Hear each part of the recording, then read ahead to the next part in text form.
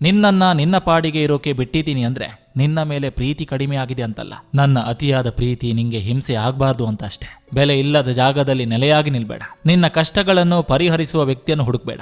ನಿನ್ನ ಕಷ್ಟಗಳನ್ನು ತನ್ನ ಕಷ್ಟವೆಂದು ತಿಳಿದು ನಿನ್ನ ಜೊತೆ ನಿಲ್ಲುವ ವ್ಯಕ್ತಿಯನ್ನು ಹುಡುಕೋ.